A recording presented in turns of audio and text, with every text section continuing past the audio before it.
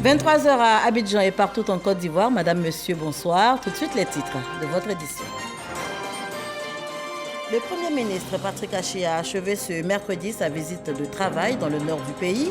Au cours de cette visite entamée lundi dernier, Patrick Achi a inauguré plusieurs infrastructures et démarré plusieurs autres chantiers. L'étape de Cinématiali dans ce journal. Dans cette édition également, la troisième réunion du comité de pilotage du projet d'interconnexion électrique Côte d'Ivoire, Libéria, Sierra Leone et Guinée. Le ministre Mamadou Sangafoua et ses homologues de la sous-région en charge de l'énergie se sont réunis ici même à Abidjan pour plancher donc sur la recherche de solutions aux difficultés financières. Et puis, l'ancien président du Burkina Faso s'est envolé pour Abidjan avant de rejoindre les Émirats arabes unis. Il n'est nullement question d'une évacuation sanitaire, mais plutôt d'un voyage pour un examen médical et pour se reposer.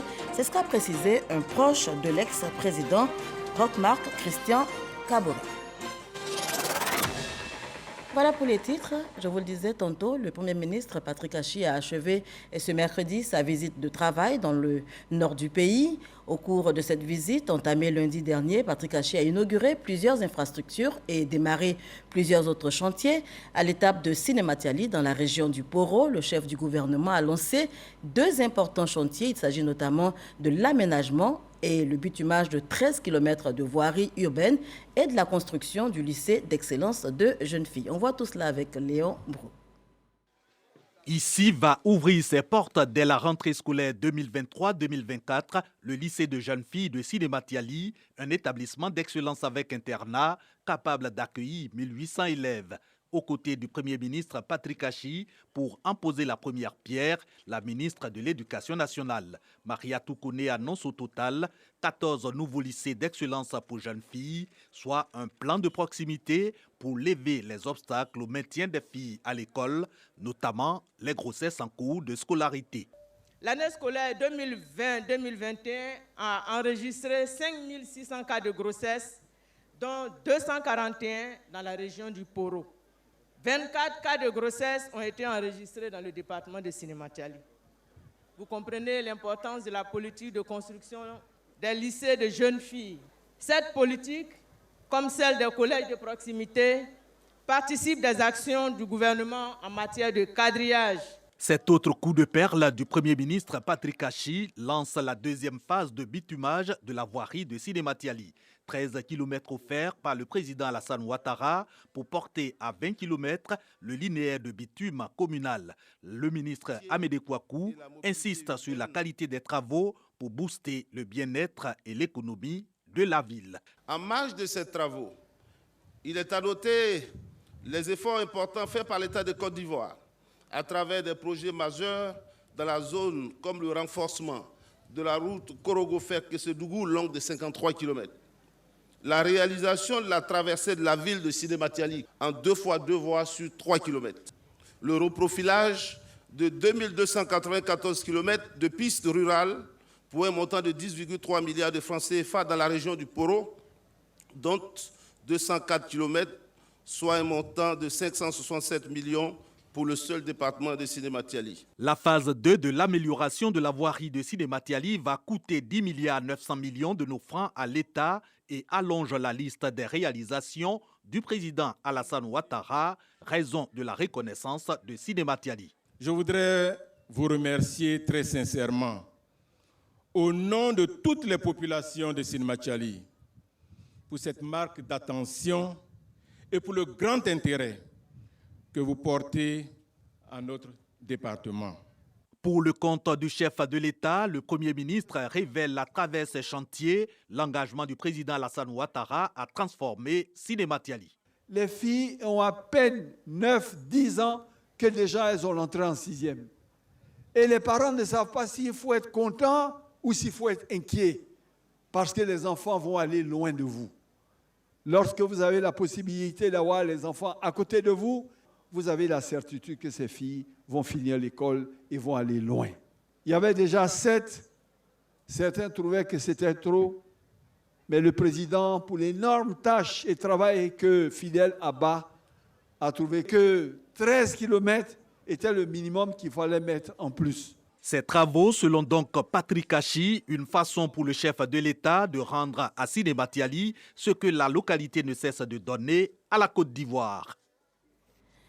Le président de l'Assemblée nationale, Adama Bictogo, lui, a reçu en audience vendredi, aujourd'hui donc, l'ambassadeur de Djibouti en Côte d'Ivoire, avec Mohamed Boran Ali. Il a été question de collaboration entre le Parlement de Djibouti et l'Assemblée nationale. C'est une initiative qui s'inscrit dans le cadre de la diplomatie parlementaire. C'est ce que nous rapporte Moussa Konaté. L'ambassadeur de la République de Djibouti en Côte d'Ivoire, Mohamed Boran Ali, reçu par Adama Bictogo. Le président de l'Assemblée nationale et les diplomates djiboutiens ont échangé sur le renforcement de la coopération entre le Parlement de Djibouti et l'Assemblée nationale. Nous avons échangé avec le président de l'Assemblée nationale sur les questions d'intérêt commun, la perspective de coopération entre nos deux assemblées respectives. Nous avons convenu avec le président Adama Bictogo de la mise en place d'un groupe d'amitié parlementaire au Djibouti-Côte d'Ivoire, qui est très rapidement. Nous pensons que la diplomatie parlementaire doit jouer un rôle important aussi dans notre coopération. Les relations bilatérales entre la République de Djibouti et la République de Côte d'Ivoire sont très très bonnes. La preuve, le Djibouti a ouvert une ambassade il y a de cela quelques mois à Abidjan, première ambassade dans la région, dans la sous-région. Et c'est une marque, un message fort qui est donné par nos autorités. Les perspectives de coopération sont bonnes. Et nous pensons que les relations entre Djibouti et la Côte d'Ivoire devront servir plus tard d'exemple. Ce sera un exemple de coopération sud-sud, j'en suis persuadé. Et la volonté, en tout cas la volonté politique est là. Mohamed Boran Ali est ambassadeur de Djibouti en Côte d'Ivoire depuis décembre 2021. Et on évoque à présent ce cadre d'échange initié par la mairie d'Adjamé qui fait la promotion des valeurs citoyennes. Et bien dans le cadre de cette activité, le ministre d'État, Kobena Kwasi Adjoumani, était récemment face aux jeunes de la commune. Il les a invités au travail et à la culture de la paix. Walter Amadou Ouattara. Salle de conférence de la mairie d'Adjamé. Cette deuxième édition de l'invité de la vie associative tient ses promesses. L'équipe municipale fait ainsi la promotion des modèles à suivre. L'idée, c'est d'inculquer à la jeunesse des valeurs du travail, du civisme et de paix. Je voudrais, par devoir de mémoire, signifier que si notre choix s'est porté sur vous, c'est bien parce que vous constituez pour nous et pour la jeunesse d'aujourd'hui un témoignage d'admiration et de respect. Vous êtes un homme audacieux et un vétéran de l'engagement politique de notre pays. Face aux jeunes de la commune d'Adjamé, le ministre d'État, ministre de l'Agriculture et du Développement rural, Kobena Kwasi Adjoumani, les instruit sur son parcours, de son enfance à la vie scolaire, universitaire et politique. Aussi va-t-il insister. Les jeunes doivent être responsables, non violents et travailleurs. C'est à ce prix que la jeunesse pourra apporter sa contribution à l'émergence de la Côte d'Ivoire, tant prônée par le président de la République, Alassane Ouattara. Nous avons décidé de nous engager dans la voie de la réussite. Aujourd'hui, je suis heureux d'être aux côtés du président Alassane Ouattara, qui nous forme et qui, pour nous, est un modèle, un timonier qui travaille à consolider d'abord l'État de Côte d'Ivoire à travers ce qu'il fait. Des questions-réponses ont émaillé cette rencontre. À cette tribune d'échange, le ministre d'État, Kobena Kwasi Adjoumani, avait à ses côtés le ministre de la Réconciliation et de la Cohésion nationale. Konan Kwadjo Bertin est venu apporter sa contribution à la sensibilisation des jeunes sur les notions de paix et du vivre ensemble. Et on poursuit en images avec la fête de la lumière à Oyabli Nyondrou, c'est dans le département de Kouibli, région du Guémon.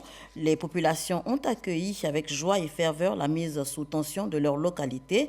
Réjouissance en présence du ministre d'État, ministre de la Défense, Téné Birahima Ouattara, et noté qu'un hommage a été rendu au président de la République, Alassane Ouattara, pour ses nombreux projets réalisés donc dans cette région.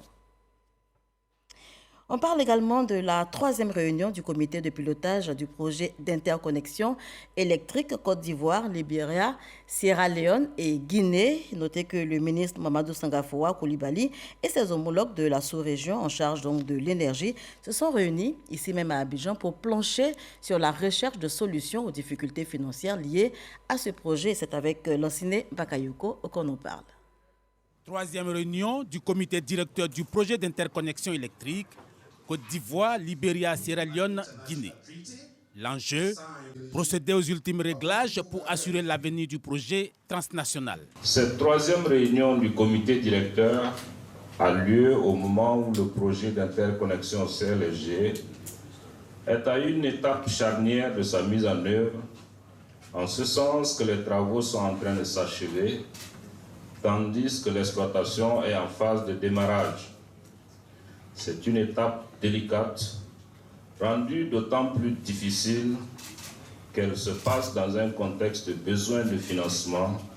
S'ils ne sont pas complets dans les délais, ces besoins de financement pourraient compromettre la réalisation efficiente du projet, en raison notamment du retard accusé et du niveau d'échange d'énergie actuel sur la ligne, qui demeure en dessous des prévisions initiales. La présente réunion du comité directeur devrait apporter les solutions permettant d'assurer de manière durable la viabilité financière du projet CLSG et d'atteindre les objectifs initiaux de performance qui lui ont été assignés. Face à cette problématique, le ministre Mamadou Sangafoua et ses homologues affichent une certaine détermination. Preuve de ce dynamisme, le projet a déjà effectué ses premières livraisons d'énergie à la Sierra Leone et à la Guinée, et il devrait en être de même bientôt pour le Libéria, avec la mise sous tension de 4 des 5 postes de la ligne interconnectée.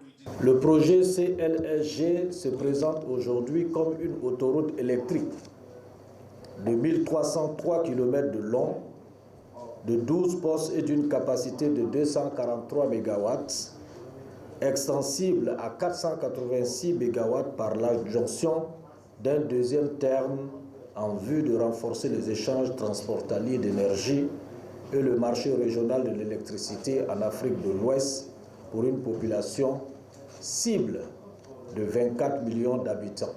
L'engagement des parties prenantes, mais surtout l'accompagnement des bailleurs de fonds, reste attendu pour la concrétisation de cette vision commune d'interconnexion électrique. Le ministère de la fonction publique veut améliorer l'environnement et le processus de gestion des risques. Dans ce cadre, il s'est tenu à Yamoussoukro un atelier autour donc de la question et les participants ont fait des recommandations dans le sens de la prévention et de l'assistance effective. On voit cela avec Kader Sogoudou. Un d'honneur, ovation, c'est l'accueil réservé à Anne Désiré Ouloto, ministre de la fonction publique, par les fonctionnaires de Yamoussoukro. La raison est que, dans son adresse à la nation, le chef de l'État améliorait considérablement le revenu des fonctionnaires.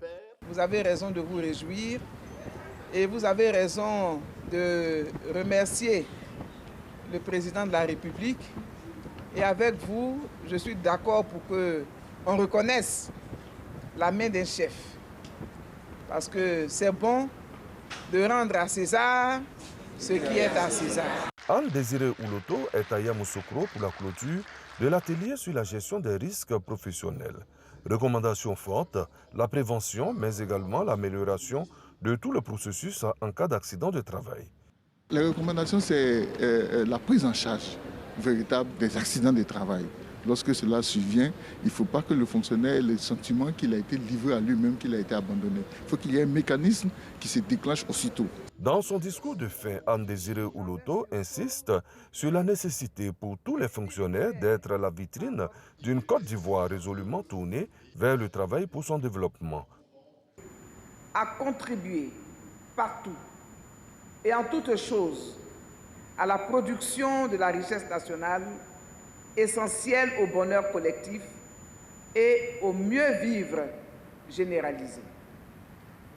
Si nous le réalisons, et nous le pouvons, chacune et chacun à son niveau, mais aussi ensemble, nous aurons fièrement mérité des efforts consentis. Nous serons alors justement disposés et fondés à en recevoir davantage de mieux en mieux.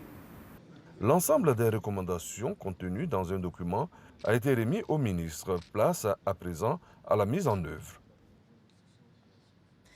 Depuis le mois de mai, les distributeurs agréés chargés des opérations de transfert d'argent ou de mobile money sont en discorde avec les opérateurs mobiles sur les commissions ou marges de bénéfices. Jugeant leur activité menacée, eh bien, les propriétaires de points de vente mobile money disent avoir multiplié les tentatives de négociation avec donc les opérateurs, et cela sans succès. Ces propriétaires réunis au sein d'un collectif de 5 syndicats ont lancé un premier mouvement d'arrêt de leurs activités. À partir donc du 9 août, arrêt d'activité pour 3 jours, et n'ayant pas obtenu gain de cause, eh bien, le collectif a reconduit la grève. Franck Wadio pour les explications. Les propriétaires de points de vente mobile monnaie durcissent le ton. Après la grève de 3 jours lancée le 9 août dernier, le mouvement est relancé pour 4 nouveaux jours, c'est-à-dire du 12 au 15 août. À l'origine, une protestation contre le nouveau mode de répartition proposé par les opérateurs mobiles. Hier, jeudi 11 août donc, nous avons rencontré les représentants du collectif des 5 syndicats concernés sur la question. Aujourd'hui, le point de discorde dans cette activité, c'est que nous avions constaté que les opérateurs, dû à la baisse des frais de transaction à 1%, ont décidé de diminuer nos commissions, ce qui est l'essence même des besoins de notre activité. Et c'est pour cela que nous, en tant que PDV, nous montons notre désapprobation, nous montons notre désaccord. Et en plus de cela, ils s'y prennent à résilier et à suspendre les contrats que nous avons eus avec eux de façon abusive. Les syndicats des propriétaires des points de vente mobile monnaie disent avoir épuisé les recours. Et pour se faire entendre, ils ont choisi la voie de la suspension de leurs activités. Des points de vente fermés donc et des palliatifs trouvés par les opérateurs qui, plusieurs semaines avant, se sont refusés à tout commentaire au micro. Des opérateurs qui proposent de nouvelles méthodes aux usagers. Entre opérateurs et revendeurs mobiles, c'est le dialogue de sourds aux grandes dames du consommateur. La suite avec Franck Wadio dans nos prochaines éditions. Le chef d'état-major général des armées a reçu en audience son homologue du Burkina Faso, c'était au Kangalieni. Leurs échanges ont essentiellement porté sur la coopération militaire, la sécurité aux frontières et la formation des ressources humaines. Abou Sanogo. 90 minutes. C'est le temps qu'a duré cette rencontre entre le colonel-major David Cabré et le général de corps d'armée Lassina Doumbia. Et pour cause, les questions à évoquer étaient nombreuses et tout autant essentielles. Le chef d'état-major des armées du Burkina Faso a dit demeurer dans la continuité des actions communes pour éradiquer les groupes armés terroristes en leur déniant des zones de confort et les couloirs de mobilité dans la bande frontalière commune. David Cabré a également manifesté de l'intérêt dans le modèle ivoirien de formation des élites militaires et a souhaité le renforcement de la coopération dans ce domaine. Mon homologue, le chef d'état-major de Côte d'Ivoire, s'est montré très favorable à ce que nous puissions également, à ce niveau, augmenter les quotas de formation au niveau des écoles de formation de la Côte d'Ivoire, ce que nous avons beaucoup apprécié. En tout cas, c'est une visite que nous avons, de travail que nous avons trouvé fructueuse. En retour, le général de corps d'armée, Lassina Doumbia, chef d'état-major général des armées, a invité son hôte à explorer les possibilités offertes par l'Académie internationale de lutte contre le terrorisme en matière de formation au niveau tactique. Lassina Doumbia a également présenté les efforts entrepris par l'armée ivoirienne pour combattre le phénomène dans le nord du pays. Notons que c'est en 2008 qu'un traité d'amitié et de coopération a été signé entre la Côte d'Ivoire et le Burkina Faso. Au plan militaire, elle s'est traduite notamment par la conduite d'opérations militaires conjointes dont la première, dénommée Opération Komoé, a été menée en avril 2020. Bien d'autres ont suivi qui ont permis de nettoyer la bande frontalière. Et cette information en images, l'ancien président du Burkina Faso s'est envolé pour Abidjan avant de rejoindre les Émirats arabes unis. C'est la première sortie à l'étranger de Roch-Marc Christian Kaboré depuis donc sa chute le 24 janvier dernier. Il n'est nullement question d'une évacuation sanitaire, mais plutôt d'un voyage pour un examen médical et pour se reposer, c'est ce qu'a précisé un proche de l'ex-président Roch-Marc Christian Kaboré. Ici en Côte d'Ivoire, en provenance des régions nord de la Côte d'Ivoire, le ministre de la Santé, de l'Hygiène publique et de la couverture maladie universelle a fait escale à Bouaké où il a fait le point de sa tournée. On en parle avec Kwadjo Kwame, Jean-Daniel Dedieu. Le ministre de la Santé, de l'Hygiène publique et de la couverture maladie universelle sur les chantiers du nouveau centre hospitalier régional de l'Institut de cardiologie et des services groupés d'urgence à Bouaké. Des réalisations qui vont améliorer les offres de santé et la qualité du travail du corps médical. C'est des investissements importants de plus de 850 milliards que le gouvernement a déployé aujourd'hui et ça va être complété par des financements additionnels de plus de 1000 milliards. Pour Bouaké, ce qui va être fait, c'est qu'en plus de ce que j'ai cité, nous allons, dès la fin d'année, démarrer également donc, la réhabilitation de ce CHU pour qu'on ait vraiment suffisamment d'infrastructures et d'équipements pour prendre en charge les malades. Le ministre Pierre Demba est revenu sur le financement de la formation des spécialités. Il faut qu'on ait des ressources humaines en quantité et de qualité. Voilà pourquoi, dernièrement, l'État a pris des mesures idoines, notamment par la reconnaissance des spécialités, mais également le financement de ces spécialités pour que nous puissions accroître le contingent d'étudiants que nous formons, que ce soit pour les médecins, que ce soit pour les infirmières et infirmiers et les sages-femmes. Le secteur de la santé en Côte d'Ivoire a glandé de bons points avec l'amélioration des indicateurs s'agissant de la mortalité infantile. Au regard de ces performances, le ministre de la Santé invite le corps médical à plus d'efforts et d'engagement au travail afin de faire de la Côte d'Ivoire un pôle d'excellence en matière de santé. On parle tourisme également dans ce journal et précisément de l'édition 2022 de la colonie d'État pour 150 enfants, colonie lancée par la tutelle. Eh bien, cette première édition se tient du 9 au 23 août à Djebonois avec un programme bien chargé pour les tout-petits. C'est ce que nous explique Patricia Omouetia.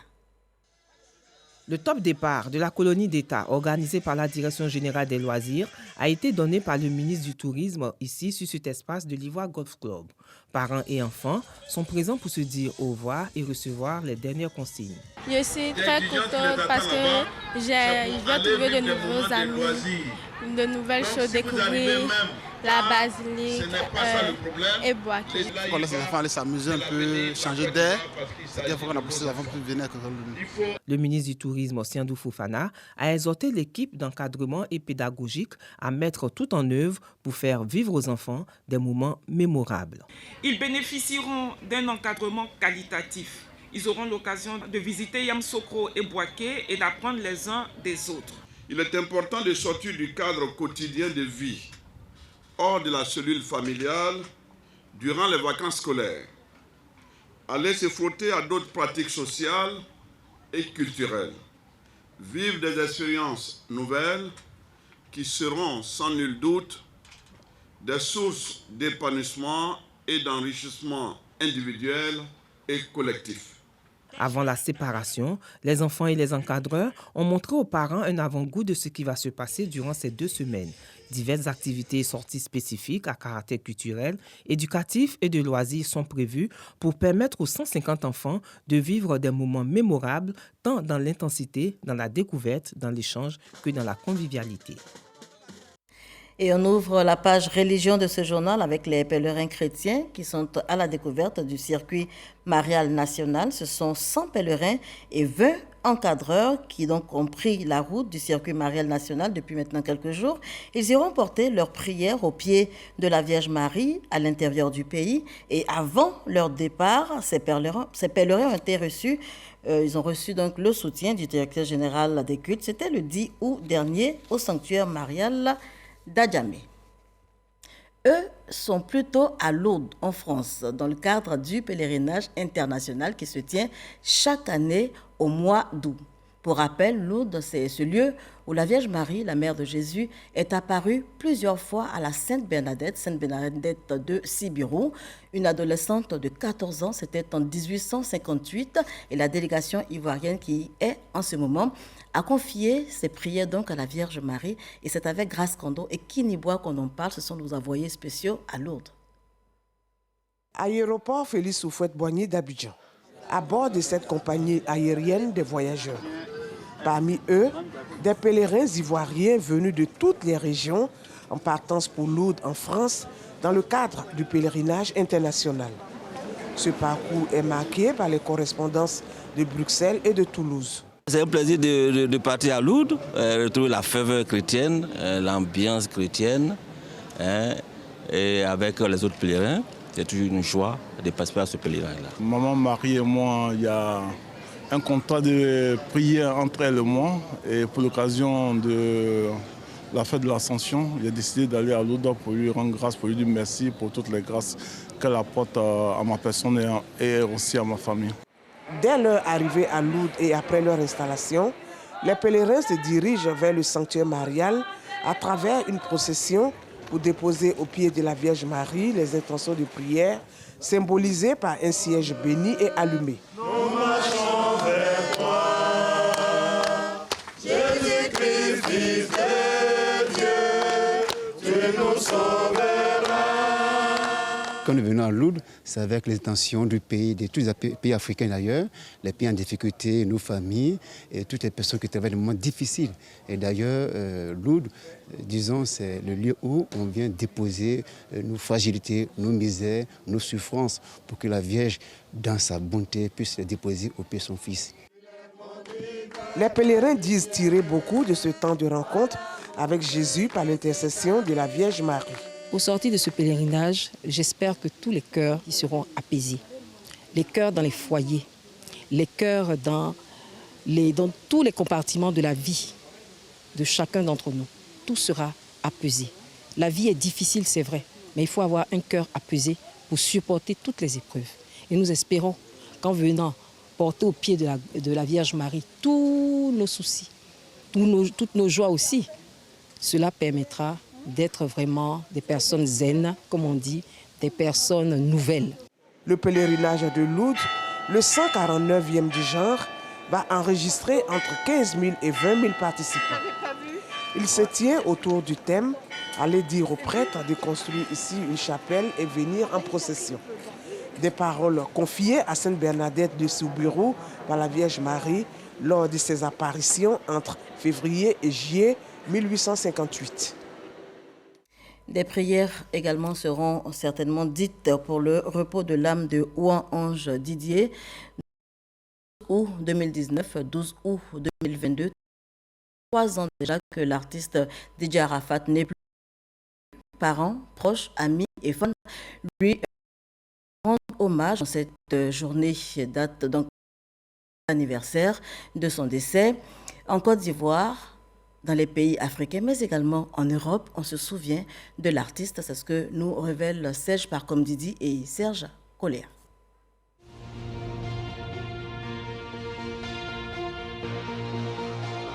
« 12 août 2019, date de triste mémoire. La nouvelle tombe sur la Côte d'Ivoire, comme une bombe. Une page noire dans ce journal. Le monde de la culture est en deuil. Le ministre de la Culture et de la Francophonie a le regret d'annoncer le décès ce matin à 8h de l'artiste DJ Arafat. À 33 ans, il avait encore tellement de choses à donner à la jeunesse. Il avait un fort potentiel. C'était quelqu'un qui était redoutable dans l'adversité qu'il savait créer. L'adversité, parce que ça c'est important. C'est à partir de là qu'il prenait son adrénaline. Donc,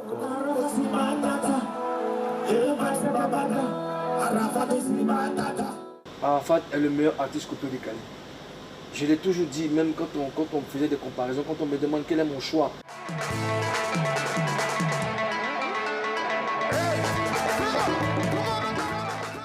Si tu es assis à côté d'Arafat, tu as l'impression que tu n'es pas un artiste. Tu as l'impression que c'est lui l'artiste. Parce que où il fait 100 photos, toi tu fais 2 photos. Où il signe 2000 autographes, toi tu ne signes même pas 10 autographes.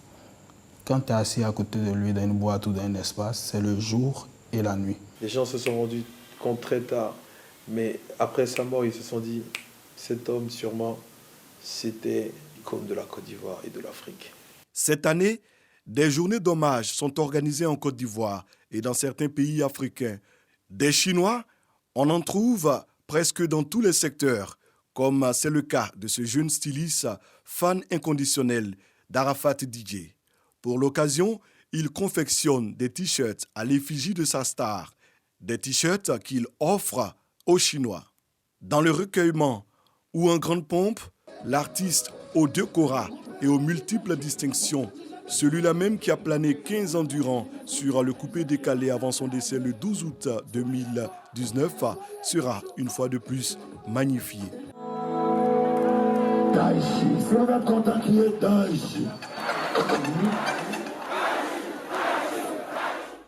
Et on termine avec cette information. L'auteur britannique Salman Rushdie, dont l'ouvrage Les versets sataniques avait fait de lui la cible d'une fatwa de l'ayatollah iranien en 1989, a été poignardé ce vendredi alors qu'il s'apprêtait à donner une conférence. Il a été opéré en urgence. Son état demeure inconnu. Notez que l'intervieweur a été également légèrement blessé à la tête. Voilà qui met un terme à ce journal. Merci de l'avoir suivi. Portez-vous bien et surtout prenez soin de vous.